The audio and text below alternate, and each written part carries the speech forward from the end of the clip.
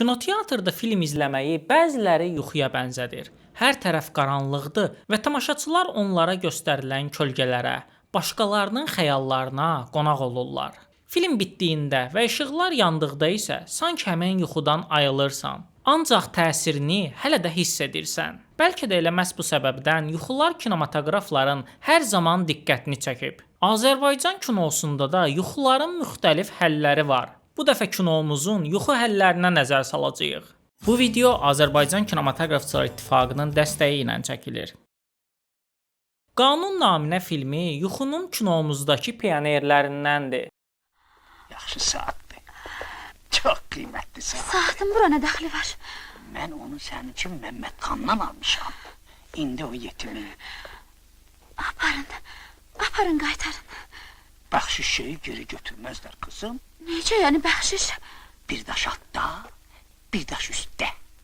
Heç kəs bilməsin. Xahiş edirəm, qaytarın yiyəsinə. Tələsməyin nə mənası var qızım?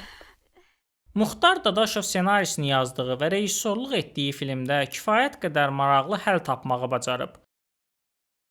Züleyxa ona təklif edilən saatı götürdüyü üçün narahatdır. Bu ona əzab verir və işin üstü açılacaq deyə vəsvəsəyə düşüb. Sən bir işə bax. O boyda mal dövlət sahibini, pərverdigarı getirib bir cüt köhnə qaloşa tayını. Ana, mən hər şeyi mehmana danışacağam. Necə? Gözlərini çıxardar ama.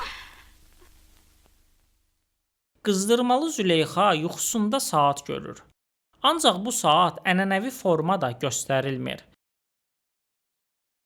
Saatın əqrəbi bir balta kimi Züleyxanın ardıcan fırlanır və onu yox etmək istəyir. Züleyxa isə saatın əqrəbindən qaçmağa çalışaraq günahına bəraət qazandırmaq istəyir.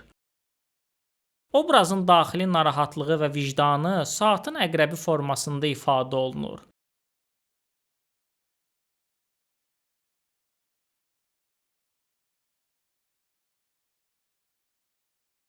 Muxtar Dadaşov sürrealizmə yaxın bu yaradıcı həllə bütün fikirləri vizual olaraq çatdırmağı bacarır.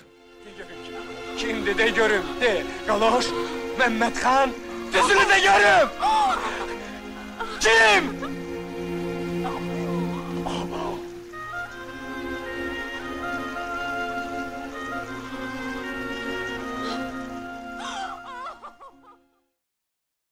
Bəzən yuxular göstərilmir. Sadəcə obrazın dilindən nəql olunur. Yuxum çin oldu baba.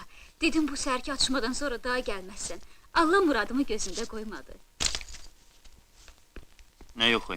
Gördüm ki meşədəyəm. O molla qayasının altında dayanıb səni gözləyirəm. Birdən bir... 7 oğul istərəm də Humayun dilindən eşitdiyimiz yuxu buna uğurlu bir nümunədir. Meşədə özünü görən Humaya çalağan yaxınlaşıb gözlərin yolmu çəkir soruşur. Meşə məkan olaraq bilinməzliyi, təhlükəni xəbər verir. Çalağan quşu isə heç də müsbət xarakterizasiyaya malik deyil. Gəlir ki, duz çörəyi haqq salamı bir dəfəlik kəssin. Çalpapaq kərəm kimi dələ duzlara qoşulub peykanı dağalıq eləsin. Cəlalı mı deyirsən baba? Yapıncımı gətir. Gəray bəyin Humayun gözlərinin Cəlal üçün yol çəkdiyini deməsi isə dramatik situasiyanı ortaya qoyur. Gəray bəy, Cəlal və Humay arasında konflikt üçbucağı ortaya çıxır. Humay bu yuxusunun çin çıxmasına görə sevinir. Ancaq hadisələrin gedişatı göstərir ki, meşədə çalağan görmək baş verəcək faciənin xəbərçisidir.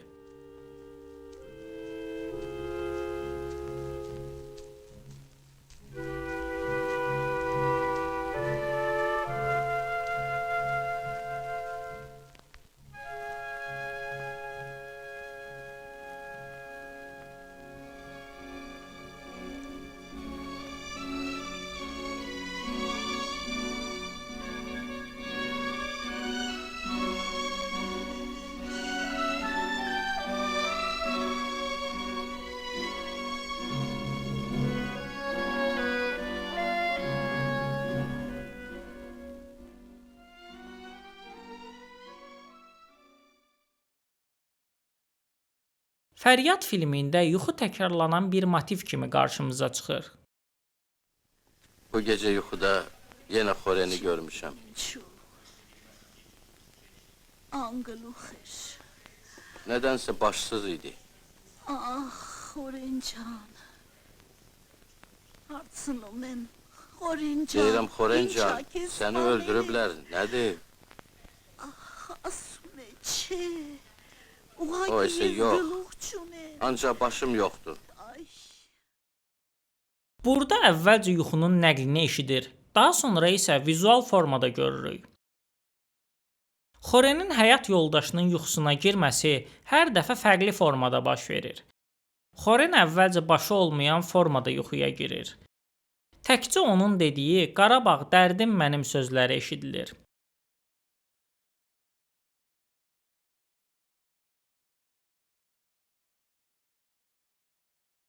Daha sonra Xoren qolları kəsilmiş formada yuxuya girir və yenə eyni sözləri təkrarlayır.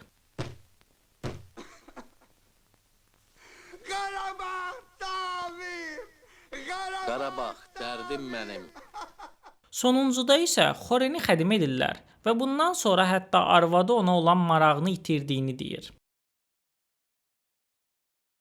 Ancaq Xoren yenə eyni sözləri təkrarlayır. Qarabağ, dərdim mənim. Xoren başını itirsə də, qollarından məhrum olsa da, xədim edilsə də onun üçün tək dərd var. O da Qarabağdır. Vaqif Mustafayev və Ceyhun Mirzəyev təkrarlanan yuxularla Qarabağın Xoren üçün patoloji bir obsessiyaya çevrildiyini və başqa heç nəyin onun üçün maraqlı olmadığını çatdırmağa çalışır.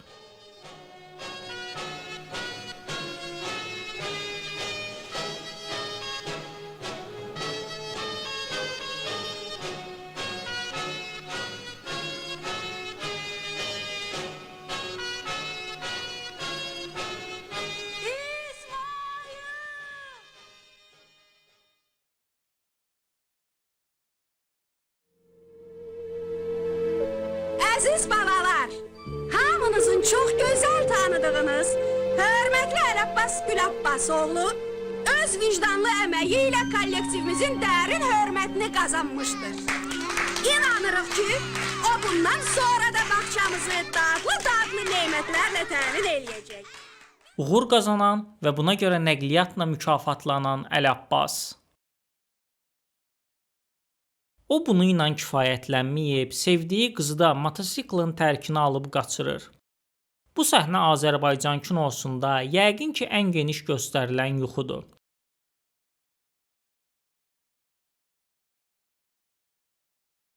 Bütün hadisələr bu yuxunun yaratdığı çaşqınlıqdan ortaya çıxdığı üçün belə geniş yer verilməsi təsadüfi deyil. Fikrət Əliyevin rejissorluğunu etdiyi yuxuda hadisələr keçid dövrü Azərbaycanında baş tutur. Filmin əvvəlində göstərilən yuxu özündə ironik çalar daşıyır.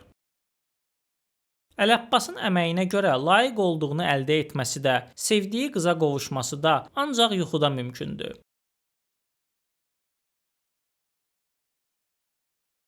Çünki dövr dəyişib və polis rəisinin qızı ilə evlənməsi mümkünsüzdür. O, atasız anasızdır, kasıbdır və nənəsi ilə yaşayır. Vermərəm! Yox! Yox! Vermərəm! Yox! Yox! Vermərəm! Vermərəm! Vermərəm! Vermərəm! Situasiyanın dəyişməsi və yuxunun gerçəkləşməsi isə tamam başqa cür baş tutur. O, müharibəyə yollanır və yalnız vətənini qoruduqdan sonra sevdiyi qıza qovuşur. Kim deməli birdən bu da yuxu olar ha?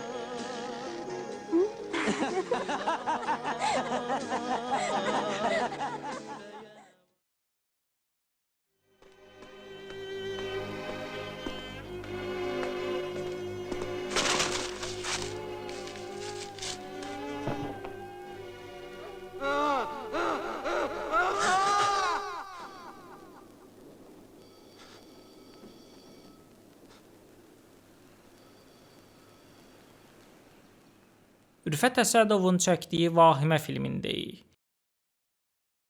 Bir musiqiçi hər gün eyni yuxunu görür. Bu yuxu onu qarabaqara izləyir və sakit buraxmır. Natiq Rəsulzadənin yuxu hekayəsinin əsasında çəkilən filmdə yuxu ilə reallıq iç-içə keçir. Qəhrəman yaşadığı dünyanı qorxu ilə qavrayır. Ətrafda baş verənlər qorxu mənbəyidir və ziyalı bir obraz bu qorxunun qarşısında ancaq təşviş hissi keçirə bilir. Hətta yuxusunu da qarışdırır.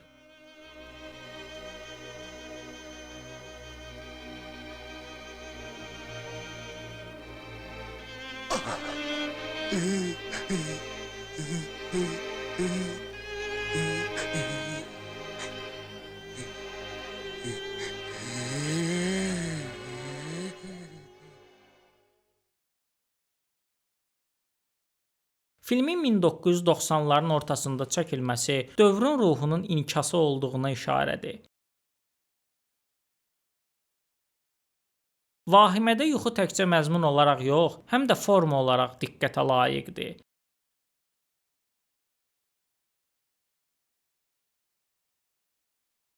Alman ekspressionizminin elementləri, işıq və kölgə qorxu hissini ustalıqla çatdırır. Reallıqla yuxunun toqquşduğu sonluğu isə vacib bir sual ortaya qoyur. Hər dəfə yuxusunda öldürülən musiqiçi reallığın vahiməsindən qaça bilərmi? Bir mənzil ki, gedən qayıtmaz. Bir yol ki, özgə ayaqlarla gedirlər, çiyinlərdə. Bir torpaq ki, çiçək deyil, ağac deyil, duyğu deyil, baş daşıb bitər insan əkilən yerdə. Yuxu təkcə reallığın fərqli formada ifadəsi deyil, həmçinin insan şuurunun və əqlinin qavraya bilmədiyi məsələləri kölgələrlə, eyni ilə filmlərdə olduğu kimi qarşımıza çıxaran bir fenomendir. Bu fenomenin istifadəsi yaradıcı insanın öz yanaşmasından asılıdır. Yaxşı istifadə olunduqda tamaşaçıların sevgisini, rəğbətini qazanmaq üçün yetərli olduğu şübhəsizdir. Çalışın ideyalarınızı elə reallaşdırın ki, yuxunuz çin olsun.